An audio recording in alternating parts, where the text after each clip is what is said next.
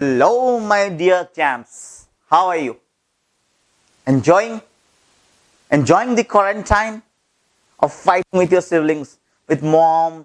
मुझे मत बुलाओ, मुझे सोना है, ये करना है, वो करना है, और थोड़ा रहने दो माँ, छुट्टी तो है. ऐसा कर रहे हो क्या? नहीं ना? Are you thinking what will happen next? Are you worried what to do next? कभी आपके दिमाग में ये आया कि सर क्या सच में ये जो पैंडेमिक चल रहा है उसका कोई तोड़ नहीं है, कोई इलाज नहीं है? कभी अमेरिका बोलता है कि हमने तोड़ निकाल दिया, कभी चाइना बोलता है कि हमने तोड़ निकाल दिया, कभी इंडिया का कोई बंदा बोल देता है कि ये करो वो करो. दुनिया भर के नुस्खे आपके सामने हैं, फिर भी आपको कोई तोड़ नहीं मिल रहा है. यही है ना बेटा? मेरे को पता है आप लोग बहुत बच्चे हो. आपके दिमाग में आ रहा होगा भगवान हमको इतना ज्ञान दो ताकि हम कुछ भी करके ऐसे बीमारियों का इलाज कर सकें, उसका तोड़ निकाल सके, ताकि हम लोगों को घर में ऐसे जेल में रहना जैसे बंदी से ना लगे. लग रहा है जेल जैसा? नहीं. Home is always a home, sweet home. Enjoy your quarantine. Start studying, have a future, B focus. अपना दिमाग में क्लैरिटी लाओ कि आपको 10 साल बाद कहां पहुंचना है. मेक ये 10 years challenge, 2 year challenge, 5 year challenge. ऐसे टारगेट सेट करके अपने आप को पूरा भविष्य बनाओ, अपना फ्यूचर बनाओ. जानते हैं आपके फ्यूचर आपके वर्तमान के ऊपर निर्भर है. Do you understand? हम जो सीड आज बोएंगे वही सीड का पेड़ हमको मिलेगा फ्यूचर में. You will not gate a mango if you sow the seed of a jackfruit. तो आज का दिन कभी वापस नहीं आएगा. Remember, in the world everything can be recycled, but time cannot be recycled. Do you understand?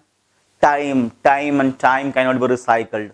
So I will request all the viewers who are sitting in front of me and watching me in this video, please do not forget that time और ये जो movement कभी वापस नहीं आएगा.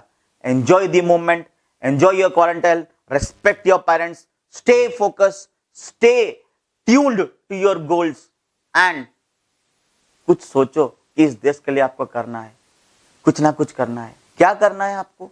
देखिए, एक देश का भविष्य उसके साइंटिस्ट, उसके रिसर्च, उसके कॉम्पिटेंसी के ऊपर डिपेंड करता है कि कितना रिसर्च फील्ड में स्ट्रांग है. अमेरिका आज लीडिंग था, रशिया लीडिंग है. क्यों? क्योंकि उनके पास काफी ज्यादा रिसर्च है. तो इंडिया में भी हमको आपके जैसे ज्ञानी महात्माओं की जरूरत है जो अपने ज्ञान के माध्यम से इंडिया में रिसर्च लाए, इंडिया में हेल्प करे, भी इंडिया को फ्यूचर में डेवलपमेंट कर लिए. तो मैं जो सब्जेक्ट आपके साथ डील करूंगा वो है chemistry. Chemistry is one of the finest subject you will find to enjoy in your life. आपको लग रहा होगा बहुत जगह पर आप सुने होंगे ये वर्ड केमिस्ट्री.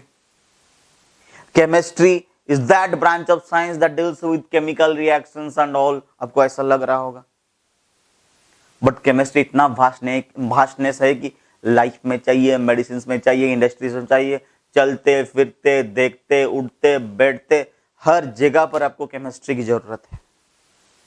क्लियर? सो मैं अपनी ओर से पूर्ण मात्रा से कोशिश करूंगा कि आपको 100% केमिस्ट्री समझाने की कोशिश करूंगा. आप लोग मुझसे जुड़े रहिए, कनेक्ट रहिए.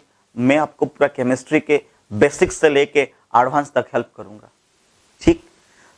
आज जो टॉपिक हम डिस्कस करने वाले हैं वो बहुत ही इजी टॉपिक है, इंट्रो है, आप लोग को समझ में आ जाएगा. तो चलिए इंट्रो शुरू करते हैं. जो इंट्रो आज हम शुरू करेंगे, पहला कॉन्सेप्ट क्या है? हर चीज को अपने जिंदगी में देखते हैं. ये क्या है? एक मार्कर है. ये क्या है? एक घड़ी है. ये क्या है? एक रिंग है. हम लोग को लगता है कि ये सब चीज क्या है, इनके बारे में हम लोग डिस्कशन करेंगे. आप और मेरे बीच में ये क्या है? हवा है. कोई पानी पी लिए, क्या है? लिक्विड है. तो आज हम जो डिस्कशन करेंगे, anything which occupies space and has mass and can be felt by any of our sense organ. देख सकते हैं, सुन सकते हैं, फील कर सकते हैं, टेस्ट कर सकते हैं, कान से सुन सकते हैं, कुछ भी. Any of our sense organ can sense it. We call it as a matter. तो पहला डिस्कशन आज हमारा क्या होगा? Matter. We are going to discuss that is matter. Matter क्या है? Anything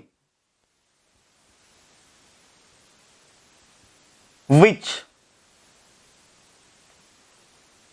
occupies space is called matter। क्या सिर्फ इतना से मैटर हो जाएगा? नहीं, इसमें कुछ ऐड करेंगे। Anything which occupies space and has mass, ये इंपॉर्टेंट है। occupies space and has mass and सबसे important can be felt by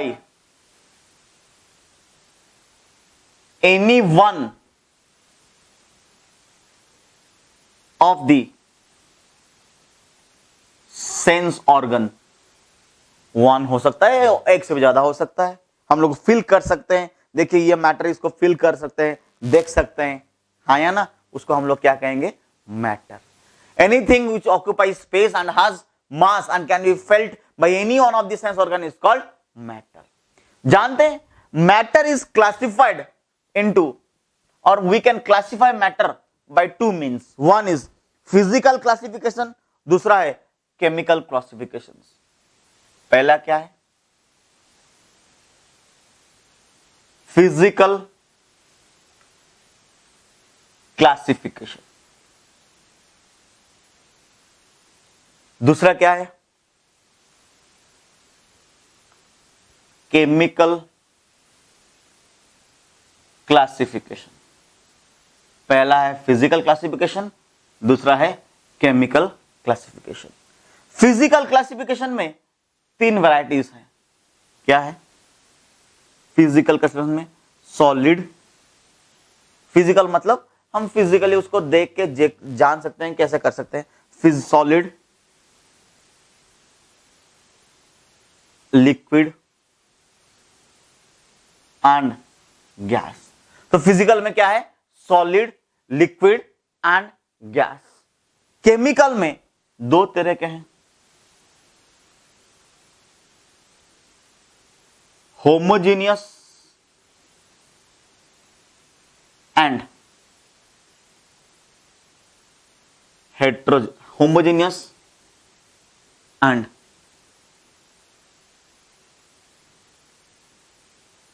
heterogeneous. कितने वैरायटीज के? Homogeneous and heterogeneous. Before going to the details of the solid, liquid and gas, I want to tell you that chemically classifications can be done in another variety also. What is that? Chemical classifications का और एक variety भी है। क्या है वो variety? ना, matter can be classified into two varieties. One is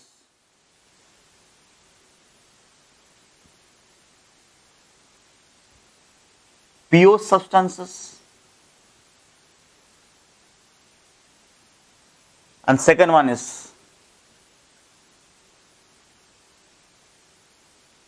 mixtures। पहला क्या है? Pure substance. सेकंड क्या है? मिक्सचर। प्योर सब्सटेंस का भी दो बेसिक क्लासिफिकेशंस है। क्या क्या है? एलिमेंट्स, क्लियर, और दूसरा क्या है? Compounds. Pure substance are classified as elements and compounds.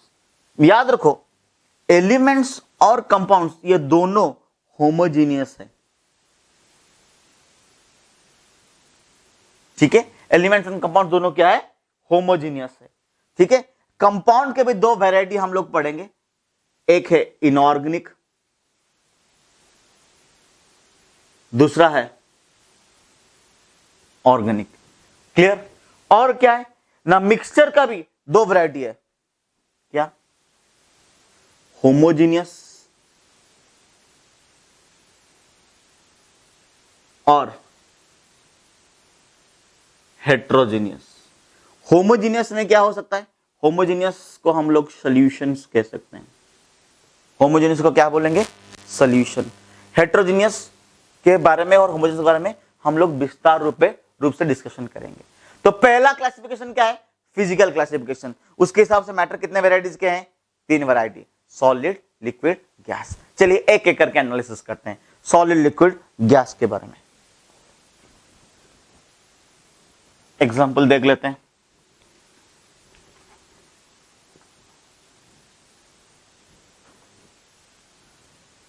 तो पहला,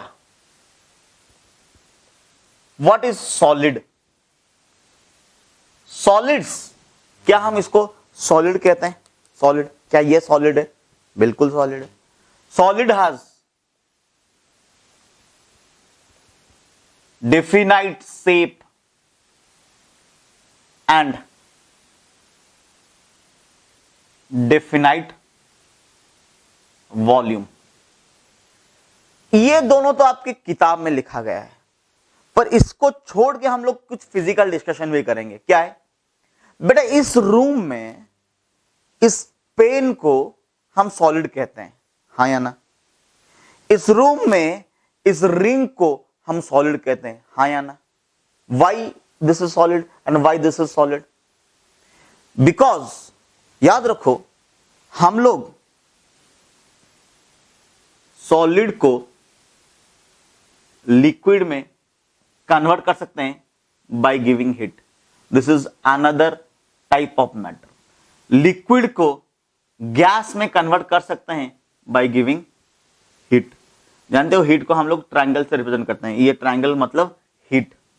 क्लियर? गैस को वापस लिक्विड में ला सकते हैं बाय कूलिंग। लिक्विड को वापस सॉलिड में ला सकते हैं बाय कूलिंग। ठीक है?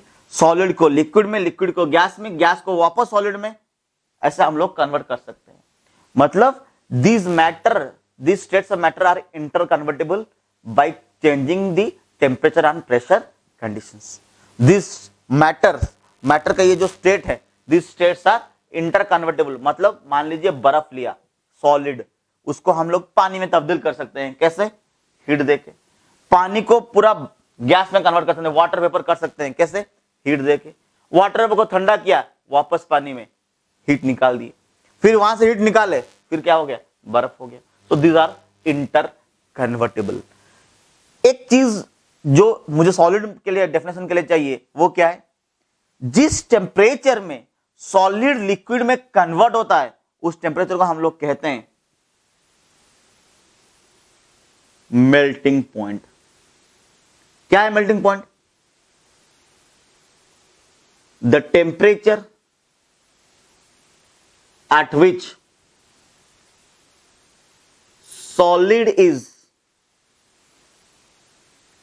converted to liquid। ठीक है? उसको हम लोग क्या कहते हैं? Melting point. जिस टेम्परेचर में सॉलिड लिक्विड में कन्वर्ट होता है उसको हम लोग क्या कहते हैं? Melting point. उसका हम लोग क्या कहते हैं? Melting point. अब देखो, व्हाट इज बॉइलिंग पॉइंट? ये बॉइलिंग पॉइंट क्या है? Boiling point, the temperature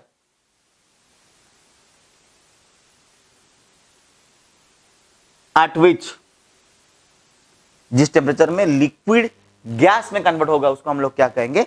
boiling point. At which liquid gets converted to gas, उसको हम लोग क्या कहेंगे? Boiling point. इसका मतलब जिस टेम्परेचर में सॉलिड लिक्विड में कन्वर्ट होगा उसको हम मेल्टिंग पॉइंट बोलेंगे। लिक्विड को जिस टेम्परेचर में गैस में कन्वर्ट होगा उसको हम लोग क्या कहेंगे? Boiling point. क्या ये कॉन्सेप्ट आपको क्लियर हुआ? तो इसको हम लोग यहां इस्तेमाल करते हैं सॉलिड लिक्विड गैस को समझाने के लिए। क्या है? देख लीजिए, व्हाट इज सॉलिड? सॉलिड वो है जिसका डेफिनाइट शेप है और डेफिनाइट वॉल्यूम है। क्लियर? इस पेन को हम लोग सॉलिड कहते हैं। क्यों? क्योंकि इस पेन का जो मेल्टिंग पॉइंट है, याद है आपको melting point? What is melting point? The temperature at which a solid is converted to liquid. इस टेम्परेचर, इस पेन का जो मेल्टिंग पॉइंट है वो मेल्टिंग पॉइंट इस रूम के टेम्परेचर के हिसाब से कुछ ज्यादा है, इसलिए ये सॉलिड ये जो चीज यहां पर मेरे हाथ में है ये मेल्ट करके लिक्विड नहीं हो रहा है। इसका मतलब क्या है सॉलिड? सॉलिड वो है जिसका melting point is greater than the room temperature. Room temperature मतलब जो जहां पर हम इसको ऑब्जर्व कर रहे हैं, जैसे कि बर्फ, फ्रिज के अंदर बर्फ ही रहता है, बर्फ को यहां आके पकड़ लूंगा, वो बर्फ मेल्ट करने लगेगा, पानी में तब्दील हो जाएगा, it will be changing to water. Why it will be changing to water? Because the melting point of the solid ice is less than the room temperature, इसलिए वो मेल्ट करके क्या हो गया? पानी हो गया। तब हमको सॉलिड, हम उसको सॉलिड नहीं बताएंगे, हम उसको क्या बताएंगे? लिक्विड बताएंगे। क्लियर? जिसका melting point is greater than the room temperature हम उसको क्या कहेंगे? सॉलिड।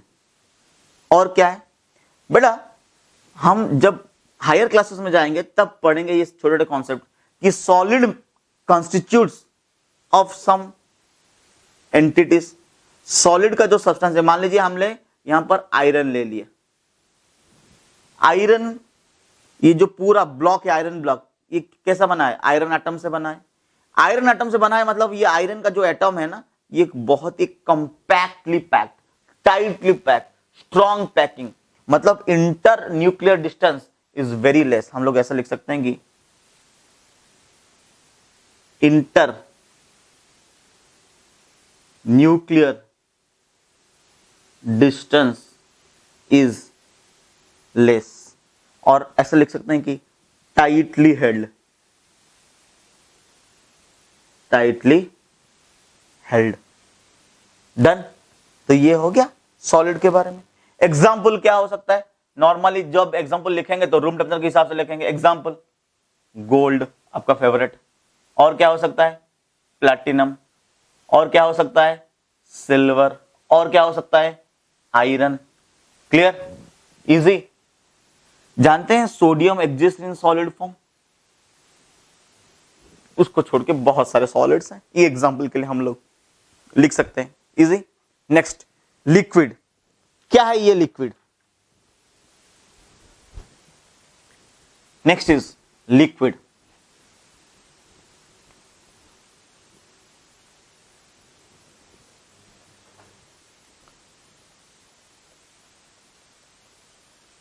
लिक्विड, ध्यान दीजिए, लिक्विड क्या है? लिक्विड हैज डेफिनाइट वॉल्यूम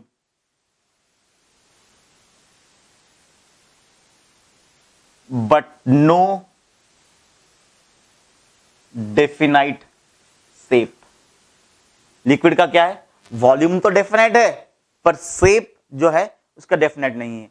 जिस कंटेनर में उसको डाल दो उसका शेप वैसे ही हो जाता है। मान लीजिए एक बोतल है, ऐसे दिखने में ऐसा है वो बोतल, उसके अंदर पानी डाल दिए तो पानी का शेप ऐसे हो जाएगा। मान लीजिए एक बोतल है ऐसे, उसके अंदर डाल दिए तो शेप कैसा हो जाएगा? ऐसे। मान लीजिए एक बोतल है ऐसे,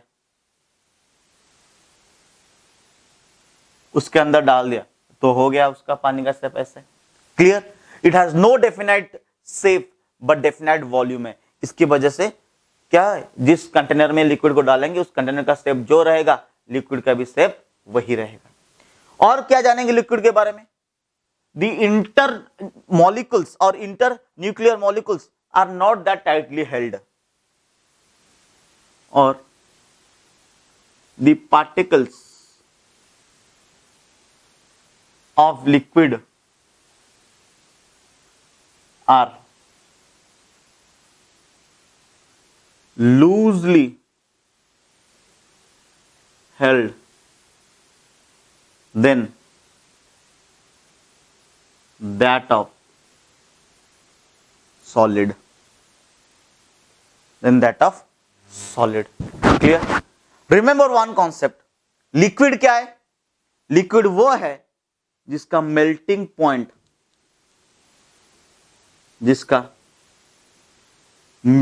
point, is less than the room temperature. याद है आपको मेल्टिंग पॉइंट क्या है? मेल्टिंग पॉइंट मतलब the temperature at which a solid is converted to liquid. For example देख लीजिए, इस बॉटल में पानी है, ठीक है, ये इसको पानी को हम लोग लिक्विड कहते हैं। क्यों? क्यों? इसके अंदर जो चीज है जिसको हम लोग पानी कहते हैं, उसका मेल्टिंग पॉइंट इस रूम टेम्परेचर में क्या है, रूम टेम्परेचर से क्या है, कम है, इसलिए वो मेल्ट किया और बकायदा पानी बन गया, लिक्विड बन गया। क्लियर? Concept clear? इसके अंदर जो चीज है, ये बॉटल के अंदर जो चीज है, वो उस सब्सटेंस का मेल्टिंग पॉइंट इस रूम टेम्परेचर से कम है, इसलिए उसने मेल्ट किया, राइट। और उसका बॉइलिंग पॉइंट आपको याद है, boiling point is the temperature at which a liquid is converted to gas is greater than the room temperature. इसका बॉइलिंग पॉइंट इस रूम टेम्परेचर से ज्यादा है, इसलिए बॉयल नहीं किया। डन? इसलिए ये बॉयल नहीं किया, ये इस लिक्विड फॉर्मेट में ही रहा। Easy? Done?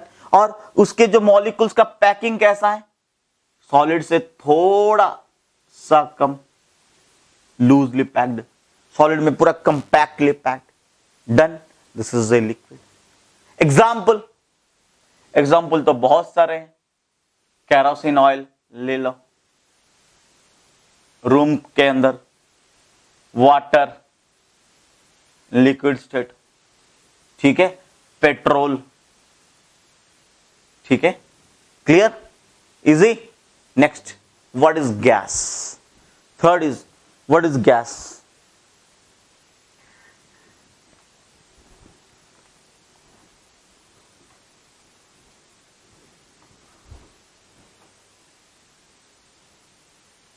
or gases. Gases have no definite shape. Gas का कोई आकार है क्या? गैस दिखने में ऐसे ऋतिक रोशन जैसे, सलमान खान जैसे नहीं बोल सकते ना। There is no shape of the gas, no definite volume, ये सबसे अच्छा चीज है, नो डेफिनाइट वॉल्यूम। मेरे कहने का यह मतलब है कि हमने अगर किसी गैस को लाया एक बोतल के अंदर, उसको कंपैक्ट किया, उस बोतल का वॉल्यूम मान लीजिए 1 लीटर है,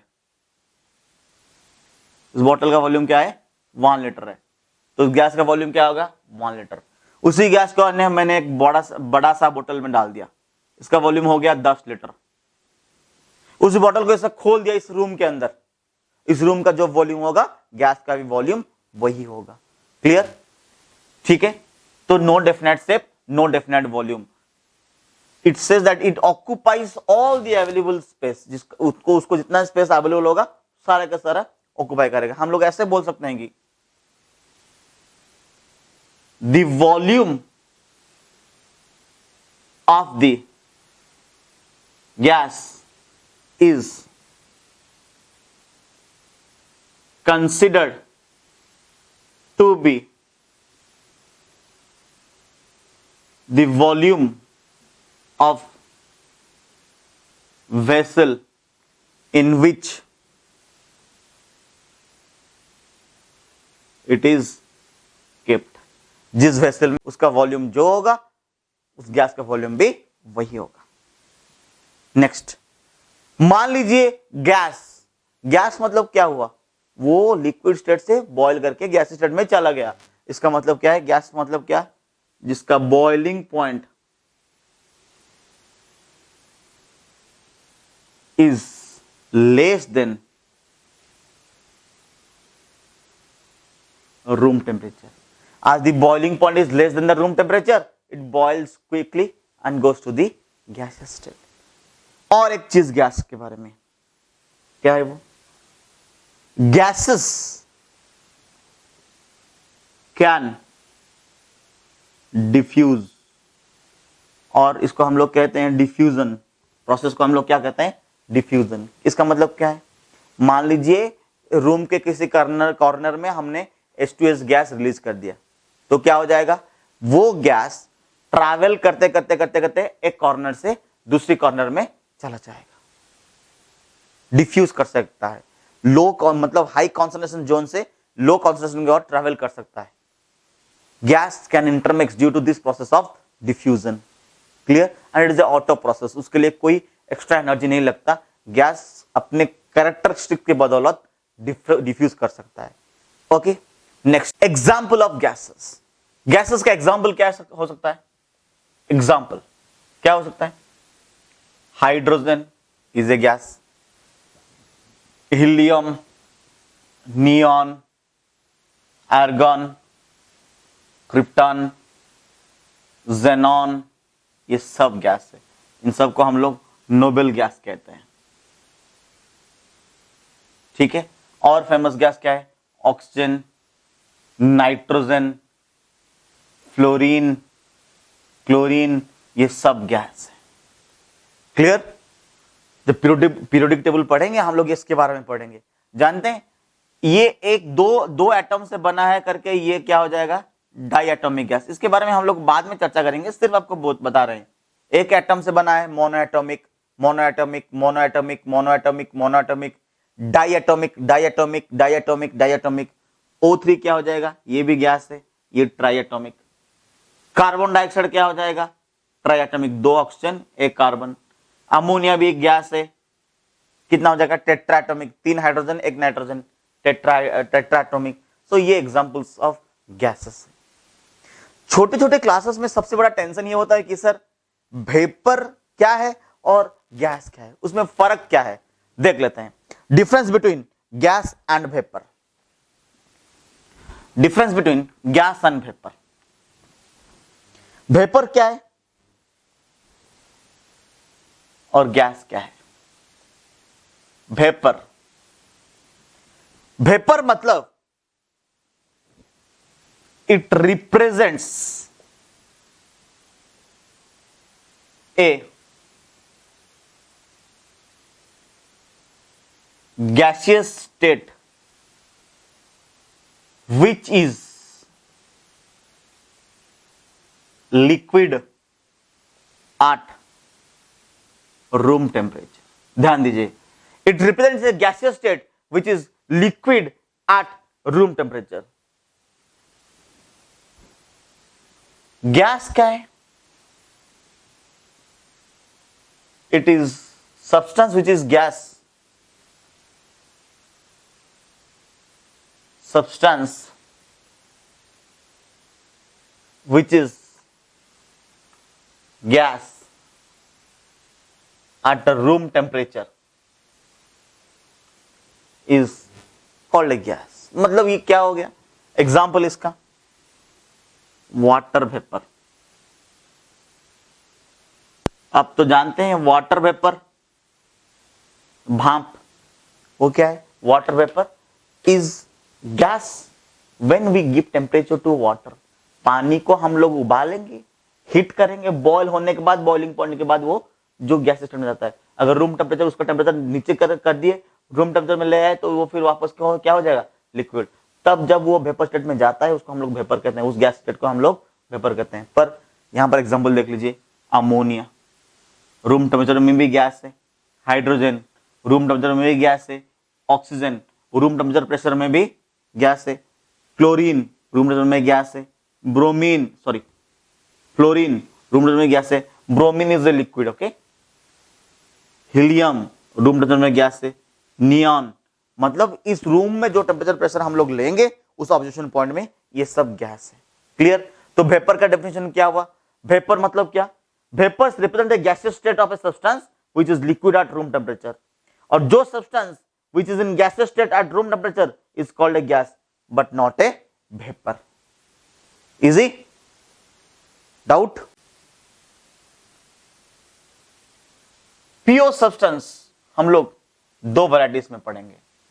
क्या है वो? पहला है एलिमेंट,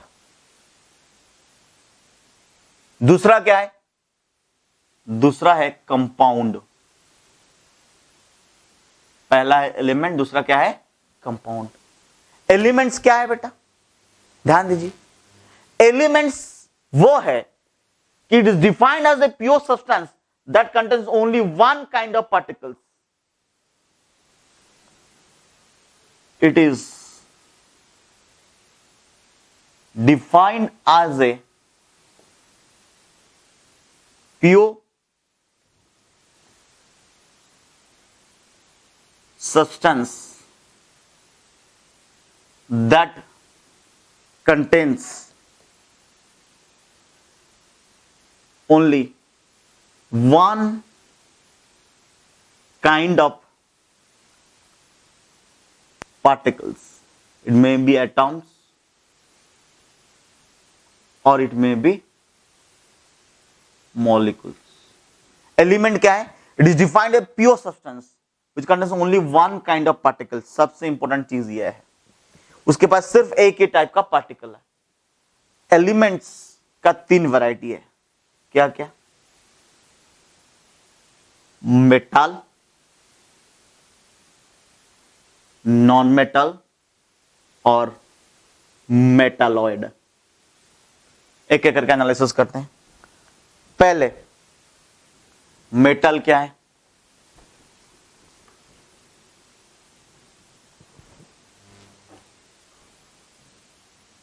मैंने कहा बता, एलिमेंट्स का 3 वैरायटी है. I told you that elements has 3 varieties. What are they? Metals,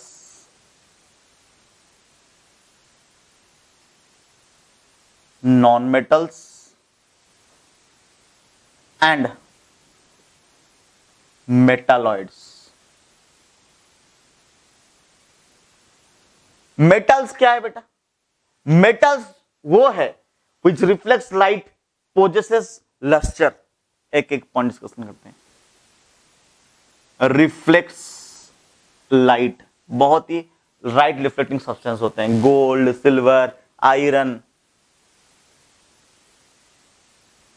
possesses lustre, can be drawn into vase and seeds, usually solid.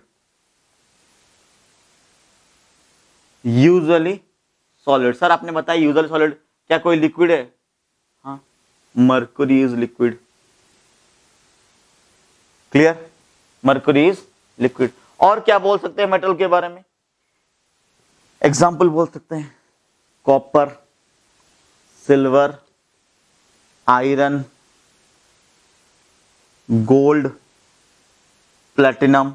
This all are metals. Non metals क्या है?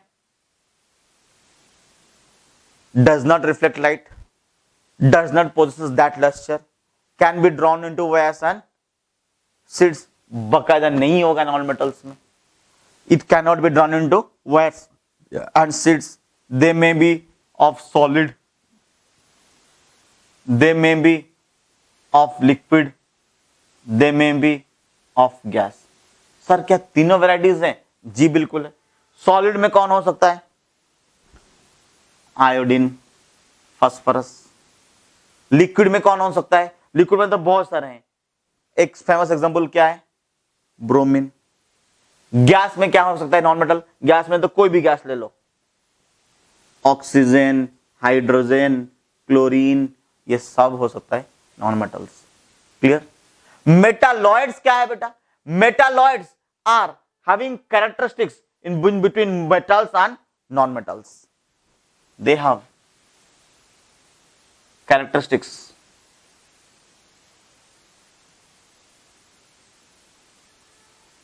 इन between metals and non-metals. Example, antimony,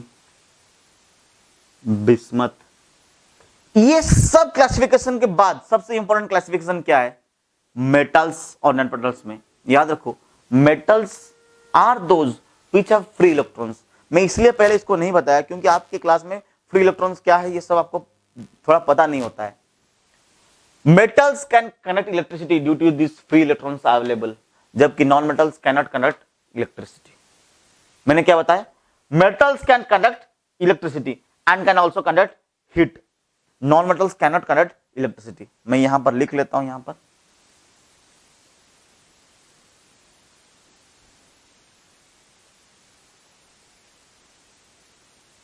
can conduct heat and electricity, but non metals can not conduct heat and electricity. इसमें एक exception है, क्या है वो? Graphite है। क्या होता है? ग्राफाइट में फ्री इलेक्ट्रॉन्स होते हैं जो इलेक्ट्रिसिटी कंडक्ट कर सकते हैं। क्लियर? ग्राफाइट, पर उसी का ग्राफाइट किसका फॉर्म है? कार्बन का एक फॉर्म है, पर उसी का और एक फॉर्म है diamond, doesn't conduct electricity, but graphite can conduct electricity. Why? Graphite has free electron. Done. तो अभी हम लोग क्या देखें कि एलिमेंट्स जो एक ही पार्टिकल्स में बना है, प्योर सब्सटेंस है, एक ही पार्टिकल से बना है, उसमें और कोई पार्टिकल्स नहीं है, उसको हम लोग क्या कहेंगे? Elements. Elements can be hydrogen, lithium, sodium, potassium, rhodium, caesium, पूरा एंटर पीरियोडिक टेबल में जो भी हम लोग देख रहे हैं वो सब एलिमेंट्स ही है। जब इन एलिमेंट्स को लेके एक प्रॉपर रेशियो, एक फिक्स रेशियो बाय मास हम कंबाइन करेंगे, हमको क्या मिलेगा? Next pure substance, that is compound. तो compound is also a pure substance. Pure substance containing two or more than two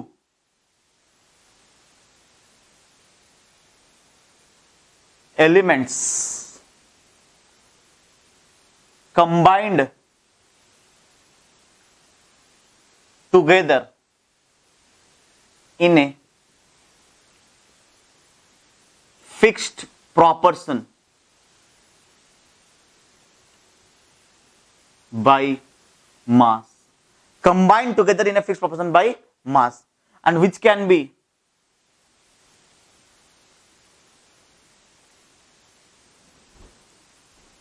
decomposed into its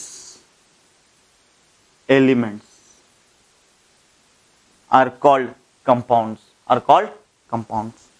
बेटा एक चीज यहां पर ध्यान दीजिए, जानते हैं H2O इज ए कंपाउंड। ये कंपाउंड क्यों है? जब आप हायर क्लास जाएंगे, इसके बाद हम लोग डिस्कशन करेंगे एटॉमिक मास, तब आपको पता चलेगा कि atomic mass of hydrogen is 1.08। दो हाइड्रोजन के लिए अप्रोक्सीमेटली हम लोग 2 ले लेते हैं, और ऑक्सीजन के लिए हम लोग लेते हैं 16। 16 प्लस 2 कितना हो गया? 18। इसके एटॉमिक मास 18 है। क्लियर? मैं जानबूझ के इसके यूनिट नहीं लेता क्योंकि यूनिट हम लोग अभी डिस्कशन नहीं किया। 18 है। इसका मतलब अगर आपको कहीं से भी हाइड्रोजन और ऑक्सीजन का रेशियो आपको मिला 2:16 और 1:8 और 1:8 बाई मास, तो आप जान लीजिएगा कि ये बकायदा पानी ही है। क्या है? बकायदा पानी ही है। क्लियर? अगर मान लीजिए आपको हाइड्रोजन मिला 2, ऑक्सीजन मिला 32 और रेशियो 1:16 मिला, क्या ये पानी हो सकता है? नहीं। ये क्या हो जाएगा? Hydrogen peroxide, H2O2। इसका मतलब ये नहीं कि हाइड्रोजन और ऑक्सीजन हो गया तो वो पानी हो जाएगा। नो, पानी हम लोग उसी को बोलेंगे जिसमें hydrogen is to oxygen by mass ratio कितना होगा? 1:8। क्योंकि हाइड्रोजन यहां पर कितना है? 2, ऑक्सीजन कितना है? 16, तो 2:16 और 1:8। सिमिलरली हाइड्रोजन पेरोक्साइड, यहां हाइड्रोजन कितना है? 2, ऑक्सीजन कितना हो गया? 32, 2:32 और 1:16 अगर मिला कहीं से तो वो पानी नहीं, हाइड्रोजन पेरोक्साइड है। वैसे ही मान लीजिए हमको कार्बन डाइऑक्साइड दिया गया है। मान लीजिए हमको क्या दिया गया है? Carbon dioxide. कार्बन डाइऑक्साइड में मास कितना है कार्बन का? 12, ऑक्सीजन का 16 to 32, कुल मिला कितना हुआ? 44। कितना हुआ? 44। अगर हमको कहीं कार्बन इस टू ऑक्सीजन का मास रेशियो कितना मिला? 12:32, तो ये 100% श्योर कि ये कार्बन डाइऑक्साइड है। अगर हमको carbon is to oxygen ratio मिला 12:16, ये कार्बन डाइऑक्साइड नहीं हो सकता। क्यों? ये क्या हो सकता है? कार्बन मोनोऑक्साइड हो सकता है। क्या हो सकता है? कार्बन मोनोऑक्साइड हो सकता है।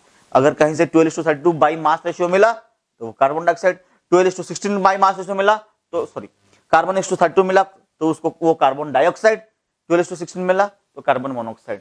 ये रेशियो कभी कार्बन डाइऑक्साइड नहीं हो सकता।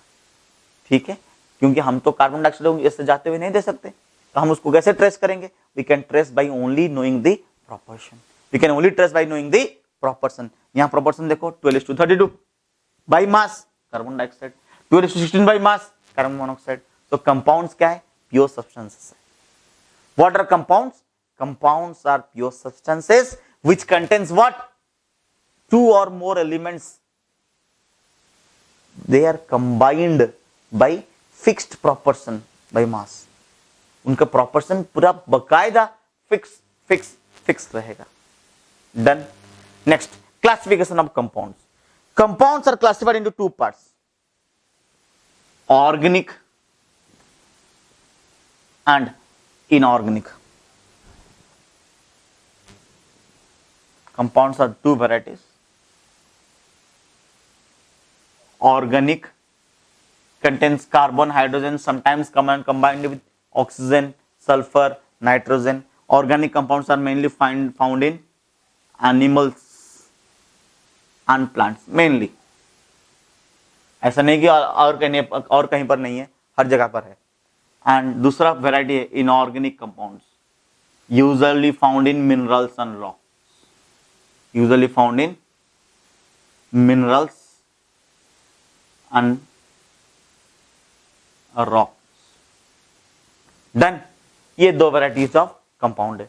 Next we'll study about mixture. क्या है mixture? What is mixture? Mixture जैसे उसका नाम है, substances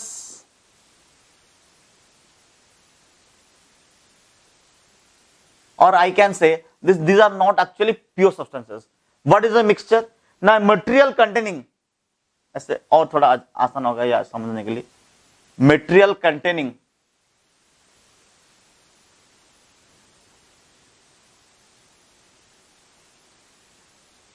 two or more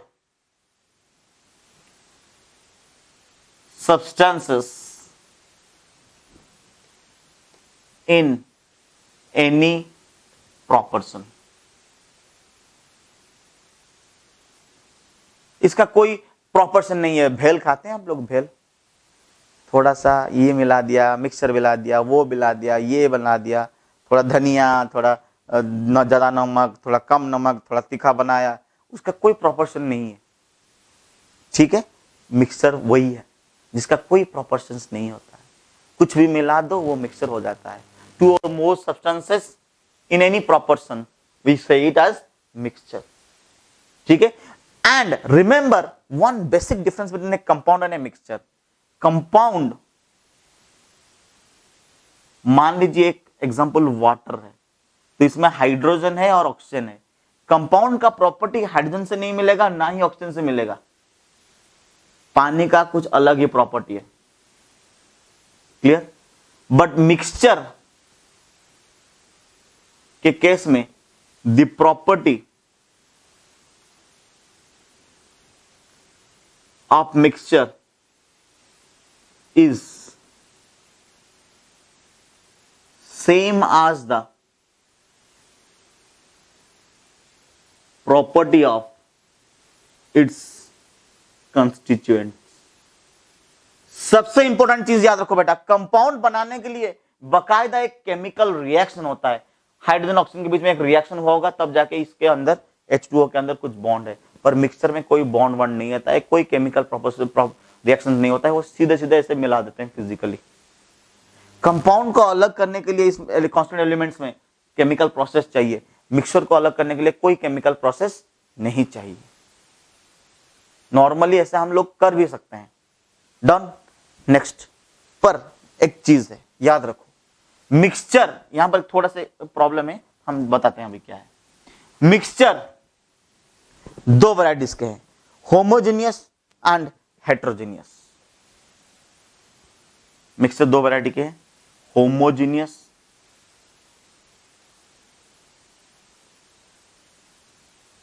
and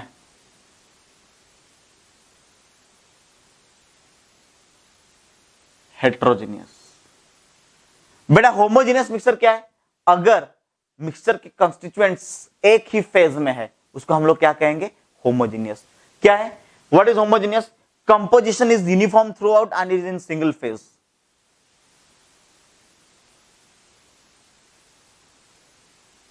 composition is uniform through out. नींबू पानी है यूनिफॉर्म, नींबू में पानी मिला दो, गोला ऐसे ऐसे उसको स्टेयर कर दो, कहीं से भी नींबू पानी लो वही लगेगा, या नीचे नींबू चला जाएगा ऊपर रह जाएगा, ऐसा कुछ नहीं ना। अगर ये ऐसा होता, अलग अलग फेजेस में रहते, तो हम उसको हेट्रोजेनियस बताते। सेम फेज में है और जहां तक हमको पता है composition is uniform through out, उसको हम लोग क्या कहेंगे? Homogeneous. The composition is such that you cannot differentiate the constituent in our naked eye। naked eye से आपको constituent नहीं दिखेंगे, मतलब हम लोग लिख सकते हैं the components are not visible to our naked eye। okay, these components are not visible, the components are not visible to our naked eye। और सबसे इंपॉर्टेंट क्या है? मतलब they all are in one phase। Example क्या है? Air, सबसे उम्दा example क्या है? एयर। और उसके बाद क्या हो सकता है? एलॉयज हो सकता है। हम क्या बताएं? They are in one phase. जबकि हेट्रोजीनियस में क्या होगा? In heterogeneous they are not uniform throughout, not uniform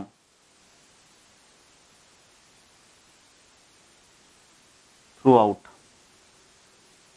and the components are visible।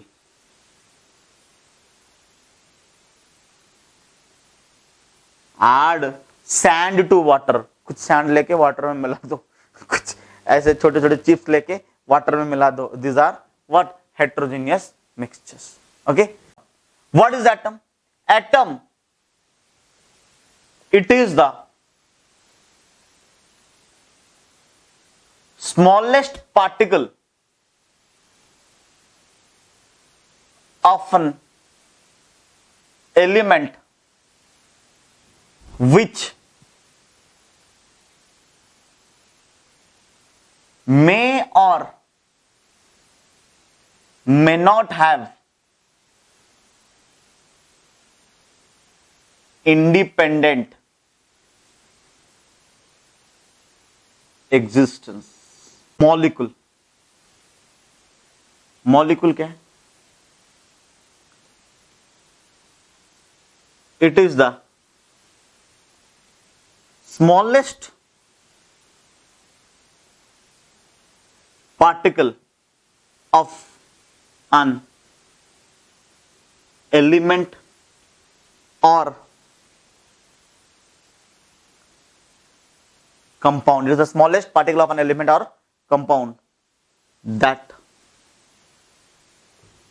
can exist independently। Clear? यहां पर सोच विचार करेंगे थोड़ा। एटॉम्स क्या है बेटा? Example hydrogen. जानते हैं हाइड्रोजन ना अकेला एग्जिस्ट नहीं कर सकता, वो कैसे एग्जिस्ट करेगा? H2 में। तो ये क्या हो गया? Smallest particle of an element may or may not have independent existence, but this is called molecule which is having independent existence। Cl atom but exists as Cl2। oxygen atom exists as O2। carbon atom it has independent existence. Oxygen का independent existence नहीं है, पर carbon का है। Carbon dioxide is an molecule, sorry is a molecule. क्यों? क्योंकि उसका independent existence है।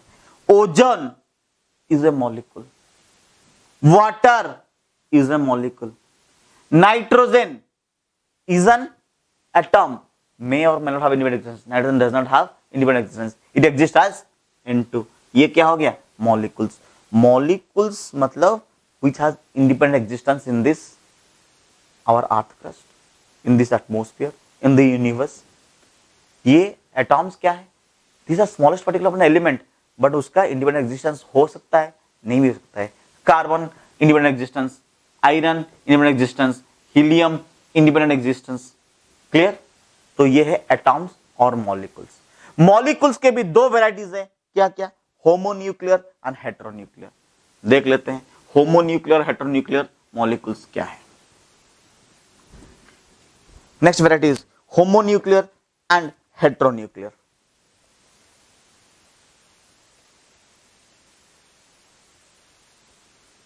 molecules are of two varieties, homonuclear and heteronuclear.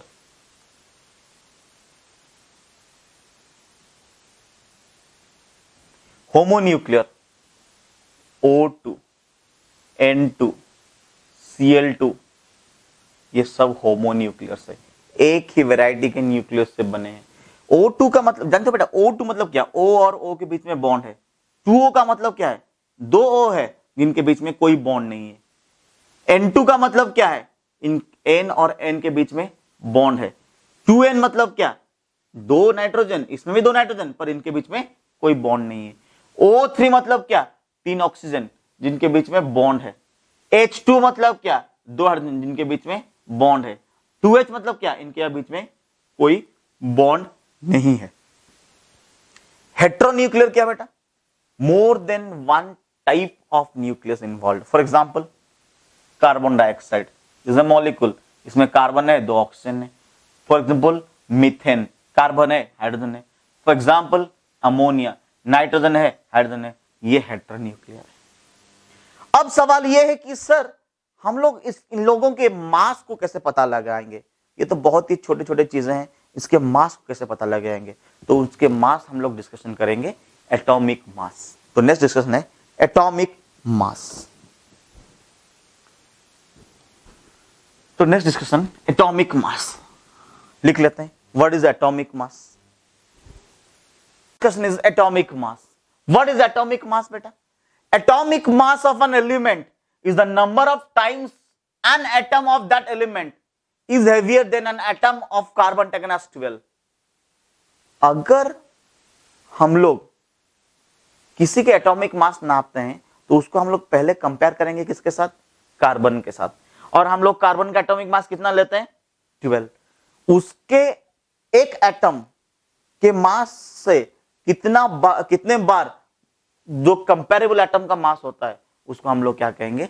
Atomic mass. ठीक है। Next discussion is atomic mass unit और AMU और U।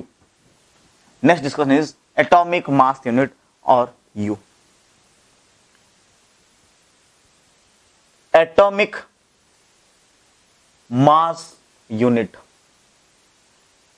और U क्या है बेटा?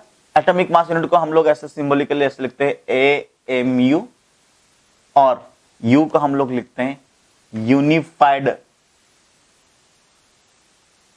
मास। हम U को क्या लिखते हैं? यूनिफाइड मास पे लिखते हैं। क्या है ये AMU? AMU क्या है ना? It is equal to the 1/12 of the mass of an atom of carbon 12 isotope. इट इज equal to 1/12 of the mass of carbon atom. कौन सा कार्बन? C12 isotope. देखिए कार्बन का ना C14 में एग्जिस्ट करता है, ठीक है, तो हम लोग C12 को ही लेते हैं क्योंकि वो ज्यादा स्टेबल है, उसका हाफ लाइफ फ्यूचर में आप लोग जाके पढ़ेंगे। हाफ लाइफ क्या है? Half life is the time taken for the initial concentration to become, आपको बहुत थोड़ा और अलग लेवल का कॉन्सेप्ट है, हम लोग पढ़ेंगे उसके बारे में। पर हम लोग क्या कहते हैं, एटॉमिक मास क्या है? It is equal to 1/12 of the mass of an atom of carbon 12 isotope. 1/12 of the mass of an atom, mass of an atom of carbon. कौन सा कार्बन? कार्बन 12 आइसोटोप, सबसे ज्यादा स्टेबल आइसोटोप। Easy doubt? जैसे कि हम लोग अगर लिख लिए हाइड्रोजन इज 1.008 TU, इसका मतलब क्या? हाइड्रोजन जो है 1.008 times heavier than that of 1/12 of the mass of an atom of carbon 12 isotope. Clear? Next, what is average atomic mass? Next question is average atomic mass. Average atomic mass,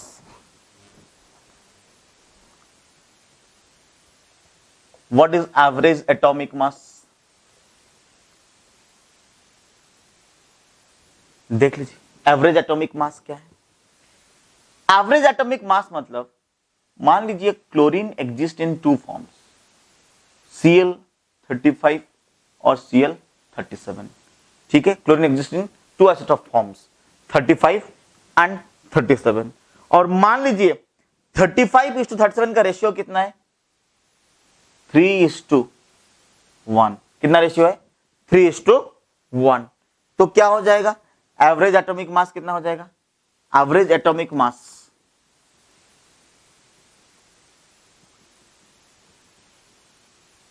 is equals to 3 × 35 plus 1 × 37 by 3 + 1 is equals to 35.5. So we consider the atomic mass of chlorine to be how much? 35.5. So what we learned? That it is 35.5. Is it the average atomic mass? Average atomic mass can be represented as A bar. So average atomic mass is what? Hence the atomic mass, ये हम लोग chlorine का कितना लिए? 35.5 of an element is the average relative mass. क्यों? ये मास हम लोग कंपेयर कर रहे हैं। Average relative mass of its atom as compared with an atom of carbon 12 taken as 12. तो हम लोग क्या ऐसा लिख सकते हैं? Average atomic mass is what? ये क्या हमने ये क्या किया? ये रेशियो इनटू मास, ये जो मास है ये कितने रेशियो में है, इसको मल्टीप्लाई किए, फिर इसका सम लिए। तो average atomic mass is equal to sum of PI AI. बेटा बताओ what is PI? PI is percentage abundance, हाँ या ना? एआई मतलब जो चीज मतलब कितने परसेंटेज में है, एबुडेंस इनटू कितना अमाउंट का है, एटॉमिक मास कितना दिया गया है, ठीक है। और एक उसको हम लोग ऐसे भी कैलकुलेट कर सकते हैं by the help of fractional abundance. कैसे? ऐसे लिख सकते हैं, देखो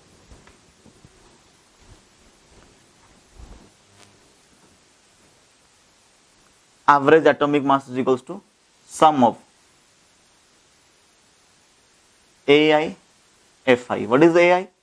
एटॉमिक मास कितने फ्रैक्शंस में है, जैसे कि A1 F1 plus A2 F2 plus A3 F3 dot dot dot. Done. Next discussion is gram atomic mass. क्या है बेटा? The atomic mass of an element expressed in grams is called gram atomic mass. Atomic mass को अगर हम लोग ग्राम में लिखेंगे, इसके बारे में और डिटेल्स में चर्चा होगा जब हम लोग मोल कॉन्सेप्ट में एंटर करेंगे। ये सिर्फ और सिर्फ मतलब कॉन्सेप्ट जो हम अभी समझेंगे ये बेसिक्स है, जब हम लोग मोल कॉन्सेप्ट समझेंगे इसको और विस्तार से समझेंगे। तो हम लोग क्या देखें, atomic mass of an element expressed in grams is called gram atomic mass.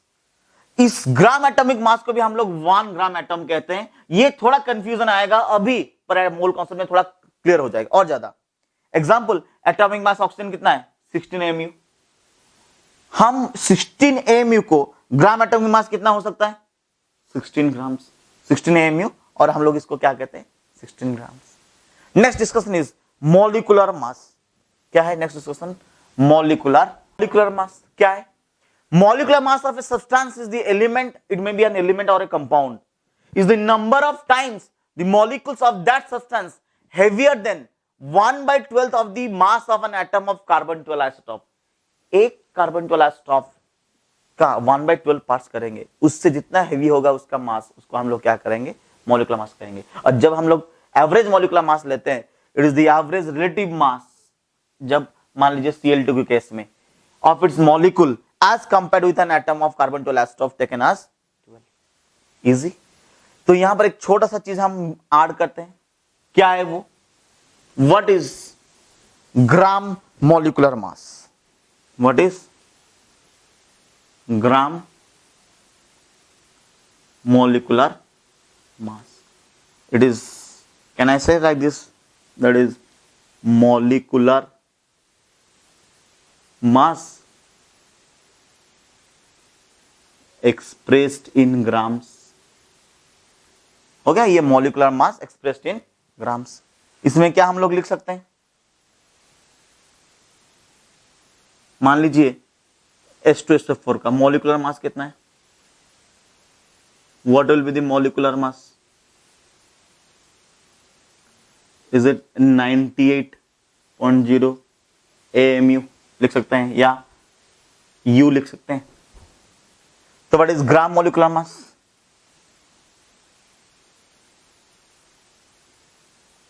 Gram molecular mass is 98 grams। So my dear daffodils, we'll discuss in more details about these definitions of atomic mass, molecular mass, Avogadro's number, and the most important topic, mole concept, in our next class। Okay, in the next class we'll discuss about mole concept. You will have more clarity on this atomic mass, molecular mass, gram atomic mass, and all these things. Hopefully you enjoyed this lecture. Till then, bye bye, take care, and keep studying.